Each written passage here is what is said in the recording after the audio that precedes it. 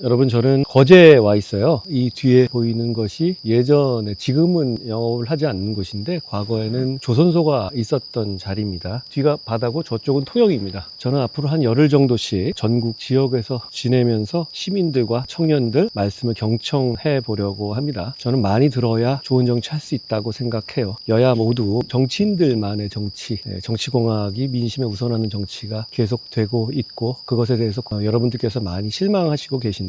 이럴 때일수록 더 많이 듣고 더 생각하고 더 준비하겠습니다. 떠들썩하게 다니지 않고요, 민폐 끼치지 않고 조용조용히 다니면서 되도록 많은 시민들, 청년들 만나 보려고 합니다. 지켜봐 주시면 고맙겠습니다. 처음 장소로 거제를 온 이유는요, 우리 땅의 남쪽 끝이기도 하고요, 우리의 카드 조선호흡이 있는 곳이기도 하고, 거제는 조금 다르긴 합니다만 인구 소멸을 걱정해야 하는 지역이기도 하죠. 그렇지만 역시 우리의 카드인 조선업, 우리의 미래가 달린 곳이기도 하니까 대한민국의 축소판 같은 곳이라고 생각했습니다. 그래서 여기서 출발합니다. 거제를 시작으로 해서 지역에 계신 분들께 조용히 많이 듣고 만나겠습니다. 여기 있는 동안에는 진주, 마산, 창원 요 근처에 있는 곳들에도 편하게 계획을 막 잡지는 않고요, 움직이면서 여러분 인사드리고 대화하도록 하겠습니다. 혹시 그 지역에서 제가 지나가면서 말을 걸면 반갑게 맞아주시면 고맙겠습니다. 조희대 대법원장을 지금 이재명 민주당 정권이 숙청하려고 시도를 하고 있어요. 아주 노골적으로요. 얼마 전에 대법원장이 최은순 씨 관계자인 김충직 씨를 만났었다라는 듣기만 해도 허접한 가짜뉴스로 망신당하고도, 오늘은 민주당이 주도해서 대법관 5명을 증인으로 불러서 조희대 대법원장 청문회를 한다고 합니다. 이런 나라 보셨습니까? 그런데 여러분, 그만큼 이재명 민주당 정권은 절박한 겁니다. 헌법 84조의 이슈는 살아 있습니다. 무슨 말씀이냐면, 현직 대통령에 대해서도 기존에 진행된 재판은 계속된다라는 판단이 제가 말씀드린 헌법 84조의 해석인데, 이미 지난 5월에 이재명 선거법 사건을 대법원이 파기환송을 했잖아요. 그 결정 자체는, 그 내재된 함의는 헌법 84조의 해석에 있어서 제가 해석하는 것처럼 현직 대통령에게도 계속 재판은 진행된다는 해석을 전제로 한 거예요. 그렇기 때문에 이 재판이 확정되는 거는 사실상 결정된 미래거든요. 그 결정된 미래를 이재명 민주당 정권은 어떻게든 막아야 이 정부를 계속 유지할 수 있는 상황인 겁니다. 그런데 이걸 막기 위한 뾰족한 방법이 없다는데 이재명 정권과 민주당의 어려움이 있는 거예요. 사실 지금 하급심 법원에서 이 재판을 사실상 진행하지 않고 있지만, 이건 중단을 하겠다는 어떤 확정적인 결정을 한 게 아니라 그냥 다음 기일을 잡고 있지 않은 것 뿐이거든요. 그러니까 어느 순간 갑자기 그 재판부가 마음을 바꿔서 다음 주에 이재명 선거법 재판을 재개한다, 이렇게 되면 바로 재판이 재개되는 것이고, 그럼 결국 대법원이 판단한 유죄 취지대로 하급심은 대법원의 판단에 기속되거든요. 그러니까 그렇게 유죄 판단을 할 수밖에 없고, 그렇게 되면 결국 대통령이 당선 무효가 되고 이 정권이 중단되는 결과가 나옵니다. 이재명 민주당 정권은 그걸 막아야 되기 때문에 지금 여러 가지 무리수를 두고 있는 거예요. 당초에는 면소법, 법 자체를 바꿔서 현직 대통령에 대해서는 면소한다, 이런 법을 만들려고 시도했잖아요. 그런데 그걸 중단했죠. 그 법을 만들게 되면 그 법 자체에 대한 위헌 심판 장이 열리게 돼요. 그러니까 그 위헌이 결정되면 역시 똑같은 결론이 나게 되는 거죠. 그것보다는 차라리 지금처럼 권력으로 법원을 겁박해서 새로운 기일을 못 잡게 하는 방식이 그나마 더 효율적인 방법인 겁니다. 그런데 이 상황은 법원에서, 아니 이거는 도저히 우리 법에 맞지 않다는 판사가 나오고 재판을 재개하고 날짜를 지정해버리면 그걸로 그냥 끝나는 겁니다. 그것에 대한 굉장한 공포가 민주당 정권과 이재명 정부에 있다고 생각합니다. 그렇기 때문에 말 잘 안 듣는 대법원장을 어떻게든 숙청하려고 하고, 대법관을 몇십 명 늘려가지고 자기 사람 채우려고 하고, 어떻게든 간에 법원을 굴종시키려고 시도하는 겁니다. 그런데 그게 잘 되겠습니까? 이런 이재명 대통령의 헌법 84조 이슈로서 자기 재판을 막겠다는 그런 이유가 모든 많은 것을 설명해요. 이화영 수사에 대해서 연어가지고 술 회식했다, 이것도 결국은 그 재판을 흔들어 보겠다는 것이고, 정성호 법무부 장관 등을 통해서 검찰에 이재명 사건에 대해서 공소 취소를 시키려는 시도도 지금 하고 있는데, 만약에 실제로 그 공소 취소를 하기에 검찰을 압박해서 시킨다면 그걸 들을 검사가 있지도 않겠지만, 그걸 들어주는 검사까지 모두 포함해서 나중에 반드시 중형으로 사법 처리되게 될 거예요. 직권남용이잖아요. 그렇기 때문에 이재명 정권과 민주당 정부는 이런 식의 무리수를 계속 할 수밖에 없는 상황이다라는 점을 제가 설명드립니다. 제가 웬만하면 정권 초반부터 탄핵 얘기 잘 안 하려고 해요. 그런데 이렇게 자기 재판 막으려고 사법부의 수장을 숙청하려고 시도하는 것은 탄핵 사유가 맞습니다. 저는 너무 명백하기 때문에 좀 불편하게 들으실지 몰라도 그 얘기를 제일 처음 드린 것이다 라고 말씀드립니다. 강유정 대통령실 대변인이 대법원장의 사퇴 주장에 공감한다는 말을 해놓고 그 속기록을 나중에 삭제해버렸다가 다시 살린 일이 있었어요. 근데 이건 이미 실제로 있었던 일을 없었던 걸로 바꾸는 거기 때문에 사실 이건 허위공문서 작성에 해당돼요. 만약에 민주당이었다면 이거 대번에 허위공문서 작성죄로 고발했을 겁니다. 그리고 이거랑 비교해보세요. 과거에 김명수 대법원장 때 있었죠. 친민주당 성향이었죠. 그분이 임성근 판사와의 녹음 파동이 있었어요. 임성근 판사를 상대로 국회나 정치권을 얘기하면서 대단히 부적절한 말을 한 것을 임성근 판사가 녹음해서 공개한 것이었는데 그때 민주당이 어땠는지 한번 보시죠. 그거야말로 진짜 탄핵 사유였거든요. 대법원장에. 그런데 그 대법원장이 부적절한 대화를 하는 녹음까지 나왔는데도 민주당은 김명수 대법원장을 철저하게 감쌌습니다. 그런데도 지금은 조희대 대법원장인데 이런 걸 보면 그 이유가 너무 뻔해서, 그러니까 이재명 재판을 유죄 선고를 막기 위해서라는 것이 너무 뻔해서 헛웃음이 나올 정도입니다. 그 이재명 후보 측에서 전에 대법원 측에서 기각한다는 얘기를 들었다, 이런 얘기를 대선 과정에서 한 적이 있었던 걸로 저는 기억해요. 그거 어디서 들었는지 밝혀야 되지 않겠습니까? 그거야말로 더 이상하고 내통 아닙니까? 그래 놓고 나서 지금 그 판결을 선고한 대법원을 어떻게든 간에 끌어내리겠다고, 무너뜨리겠다고 하는 것이 저는 대한민국을 부정하는 것이다 라고 말씀드립니다. 지금 우리 미국과의 협정이 되고 있잖아요. 그런데 사실 굉장히 위험한 상황들이에요. 미국의 요구들을 3,500억 불 그대로 우리가 현금 주잖아요. 그러면 저는 진짜 IMF 수준의 위기가 올 수 있다고 생각해요. 그러니까 협상을 잘 해야죠. 그런 위기니까 안 된다 이런 말 하지 말아야 되고 투명하게 공개해야 되는 거예요. 이재명 정부 뭐라고 그랬습니까? 당초에 협정할 때 합의문이 없을 정도로 잘된 회담이라고 얘기했었죠. 그랬다가 지금은 그대로 하면 내가 탄핵 사유다 이런 얘기로 말이 완전히 바뀌었습니다. 이런 정부를 어떻게 신뢰할 수 있겠습니까? 저는 그런 차원에서 우리 우재준 의원과 김혜란, 유재화, 박상수 변호사가 냈던 이 정보공개 청구가 대단히 유효하다고 생각해요. 사실 이건 민주당 입장에서 거부하면 안 되는 겁니다. 왜냐하면 한미 FTA 당시에 민변에서 같은 소송을 제기해서 성공한 사례가 있거든요. 그 전례를 따라서 이 과정을 투명하게 국민들께 공개해야 된다, 이런 말씀을 드립니다. 지금 배임죄를 폐지하겠다라고 뜬금없이 민주당이 대고 나왔잖아요. 역시 이것도 이재명 대통령이 배임죄로 기소됐기 때문에 그걸 면소 판결로 이끌겠다는 거예요. 무죄받을 자신은 없으니까. 그런데 그 죄가 없어지게 되면, 있었던 죄가 없어져요. 그럼 기존 재판은 어떻게 되냐면 면소 판결을 하게 됩니다. 무죄 판결하고 똑같아지는 거예요. 근데 이게 너무 뻔하고 속보이는 짓인 것이, 원래 민주당은 반기업 정서 원툴로 정치해온 정치 집단 아닙니까? 그러니까 어떻게든 간에 노동자와 기업인을 갈라치게 하려고 이래왔죠. 그런데 갑자기 노봉법을 붙이고 있는 도중에 갑자기 배임죄를 없앤다? 그 배임죄는 대기업의 어떤 사주나 대표이사가 회사에 부당한 거래를 하거나 부당한 계약을 하거나 주주들에게 손해를 입히고 이런 걸 처벌하는 거거든요. 정반대되는 상황이잖아요. 민주당한테 물을게요. 이재명 대통령이 배임죄 재판 안 받고 있더라도 과연 배임죄 폐지하겠다고 나설 겁니까? 가슴에 손을 얹고 말해보세요. 그러지 않을 겁니다. 오늘 김병기 민주당의 원내대표가 저를 비판하면서, 제가 이제 이 배임죄 폐지 시도를 가지고 비판하니까 군부 독재와 권위주의 정권의 유산이다, 배임죄가요. 이거 말 같지도 않은 소리를 하더라고요. 배임죄라는 것은 이런 거거든요. 어떤 회사에서 대표이사가 자기 와이프 명의로 회사 하나 만들고 이 회사에 절대적으로 유리한, 예를 들어 1,000억짜리를 1억에 파는 계약을 해서 이익을 이쪽으로 넘기고 손해를 주주와 회사한테 전가시키는 거, 이런 거 처벌하는 거거든요. 이게 권위주의하고 군부 독재하고 무슨 상관입니까? 게다가 이분은 박종철 고문치사가 났던 바로 그 1987년 전두환 정권 당시에 안기부에 입사하셨던 분이에요. 저는 국정원에서 근무하시는 분들의 애국심을 의심하지 않아요. 그렇지만 1987년에 그 전두환 안기부에 입사하는 이런 분이 매번 운동권 발휘하는 민주당 정권의 원내대표 하는 거 되게 이상하다고 생각합니다. 이재명 대통령도 배임죄 처벌이 꼭 필요하다고 2012년 트위터에서 말했습니다. 그 이후에 자기가 배임죄로 재판받는 거 말고 달라진 사정은 아무것도 없습니다.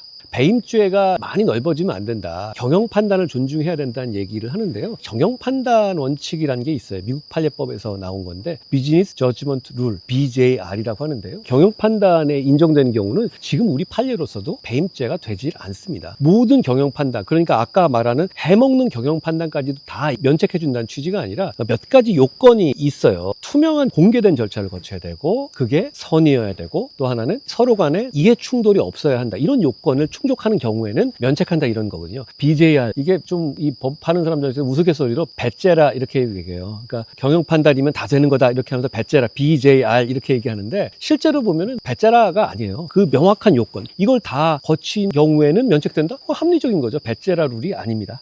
특별재판부 계속 추진한다고 하는데요. 이거 위헌이에요. 내란 특별재판부, 국정농단 특별재판부 이미 재판의 결과를 정해놓는 거예요. 만약에 당신이 재판을 받는데 당신에게 악감정이 있는 사람들로만 특별재판부를 구성한다고 쳐봅시다. 그러면 이 재판은 당신한테 불리하게 무조건 정해진 재판 아닙니까? 그거 괜찮습니까? 이게 민주주의, 법치주의 사회에서 가능한 겁니까? 지금 민주당이 말하는 특별재판부는 그런 겁니다. 왜냐하면 그 특별재판부에다가 자기들 생각과 반하는 사람을 넣거나 무작위로 판사를 넣겠다는 거 아니잖아요. 무작위로 판사를 넣겠다는 거면 지금 시스템에서 달리 갈 이유가 없거든요. 지금 이건 반드시 중형을 선고해주고 묻지도 따지지도 않고 유죄 판결을 해줄 사람들을 골라서 집어넣겠다는 겁니다. 그건 재판이 아니라 개판이죠. 그걸 어떻게 허용할 수 있겠어요?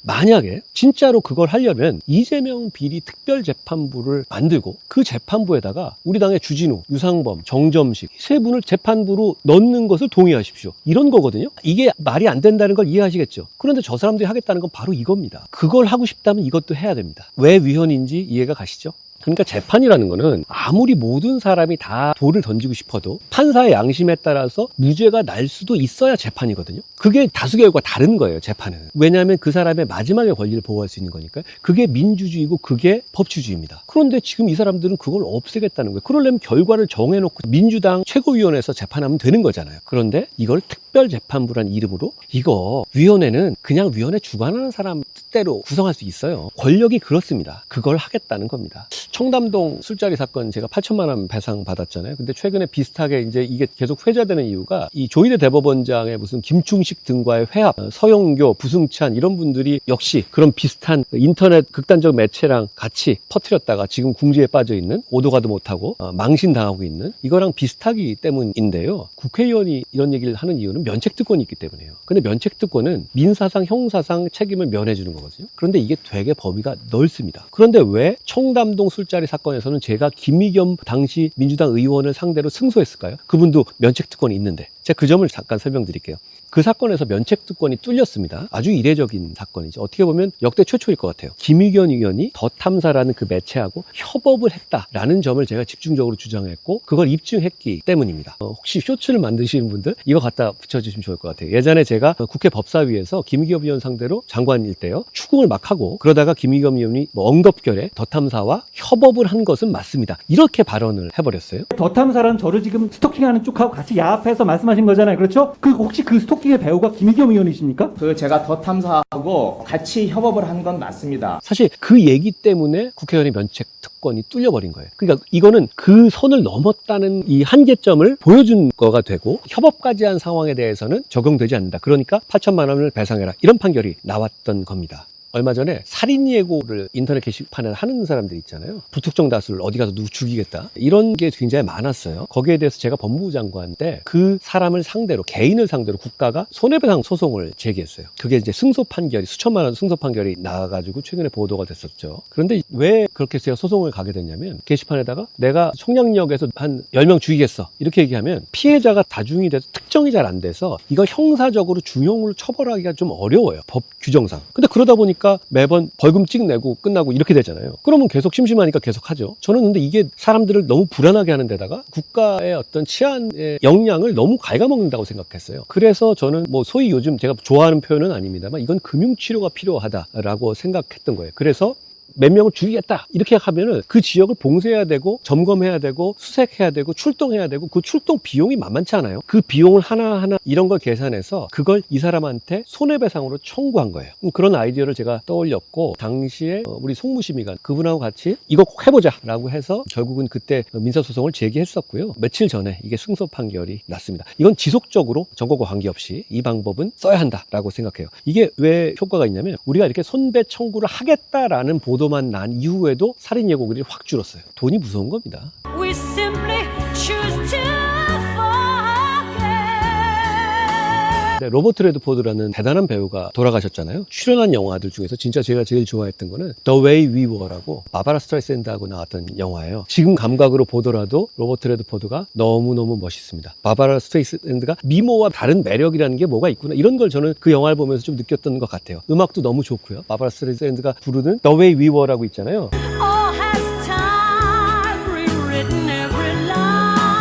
요트가 바다에 떠내려오는 컨테이너로 꽝 부딪혀가지고 좌초되는 거예요. 거기서 이 사람이 살기 위해서 여러 가지 행동들을 아주 냉정하고 처절하게 합니다. 근데 그 과정에서 전혀 품위를 잃지 않아요. 이 사람 영화 중에 제일 유명한 건 내일을 향해 쏴라라는 영화예요. 원제는 부시 캐시디 앤드 선댄스 키드라는 실제 서부의 갱 영화거든요. 여기서 로버트 레드포드가 선댄스 키드 역할로 나오거든요. 그 이름을 가지고 그 유명한 선댄스 영화제를 로버트 레드포드가 만들었죠. 인디 영화 같은 것들을 막 발굴하는 그런 역할을 하기도 했습니다. 이 선댄스 키드하고 부시 캐시디는 실존 인물이었던 건 맞아요. 그리고 실제로 볼리비아로 그렇게 도망갔던 것도 맞더라고요. Raindrops keep falling on my head. 이게 자전거를 타면서 앞뒤에 폴리머 하나 이렇게 타고 왔다 갔다 이렇게 하는 장면이 있거든요. 이 장면 정말 멋있죠.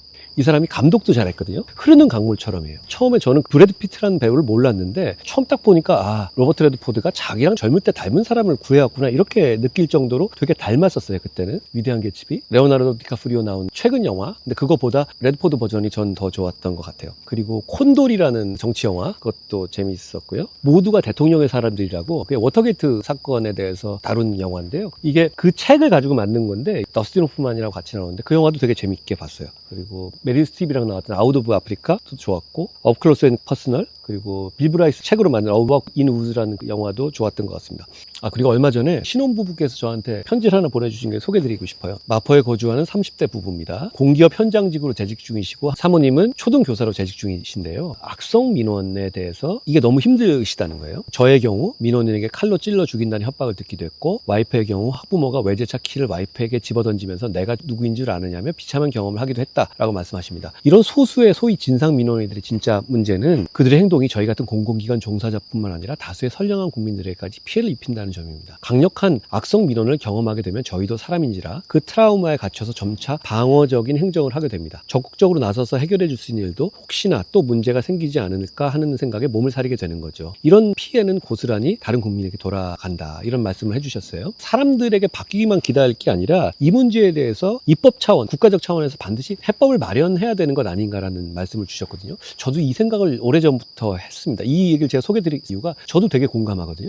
예전에는 보면 있잖아요. 공직자가 관이 더 우위에 있다 이런 인식에서 그런지 몰라도 공직자나 이런 분들이 갑질하고 뭐 이런 식의 부분에 대한 비판이 훨씬 많았고 그런 식의 입장에 공감하는 경우가 더 많았어요. 그런데 최근엔 실제로 그렇지 않거든요. 오히려 이런 소위 진상 문화, 소수지만 이런 거를 방치하게 되고 문제 안 생기게 그냥 놔둔다 이렇게 됐기 때문에 다른 모두가 피해받는 부분이 분명히 있는 것 같아요. 이런 차원에서 저는 이 정책 제안에 대해서 굉장히 공감하고요. 제도를 만들 때가 됐다고 생각해요. 좋은 말씀이고요. 제가 또 함께하는 우리 정치인들 그리고 의원님들과 함께 준비해 보겠다는 말씀을 드립니다. 제가 미드필더 월드컵을 한다고 하면서 이제 쭉 한번 불러드렸잖아요. 근데 거기 댓글 중에서 아니 이 사람이 미드필더 맞아? 라고 하는 사람들이 많이 있어요. 제가 그 얘기 나올 줄 알았어요. 이게 늘상 있는 얘기인데요. 특히 이제 공격형 미드필더 같은 경우는 포워드하고 조금 겹치는 경우가 많이 있잖아요. 그러니까 좀 주관적이에요. 예를 들어서 솔샤르라는 선수가 있어요. 특히 이제 교체 출전 딱 들어와서 그냥 원더골을 탁 넣어서 그런 걸로 유명했던 선수잖아요. 솔샤르가 맨유에서 많이 뛰었었죠. 근데 이 사람이 이제 슈퍼 서브, 이 대체 선수인데 슈퍼 서브다 이런 별명으로 불렀었죠. 그때 이제 이 솔샤르에 대해서 우리나라의 안정환 선수가 솔샤르는 미드필더다 이렇게 얘기하니까 박지성 선수가 아니 무슨 소리냐 솔샤르는 미드필더가 아니라 공격수다 이렇게 해가지고 서로 간에 좀 논란이 붙었던 그런 적도 있었죠. 근데 재밌는 건 정작 안정환은 공격수고 박지성은 미드필더였죠. 근데 저는 솔샤르를 교체 전문이지만 공격수 같아요. 그러니까 왜냐하면 마지막에 넣어서 한 골 딱 넣는 그게 너무 임팩트가 커서 저는 솔샤르를 공격수라고 생각합니다. 미드필더도 뭐 그렇게 볼 수도 있겠네요.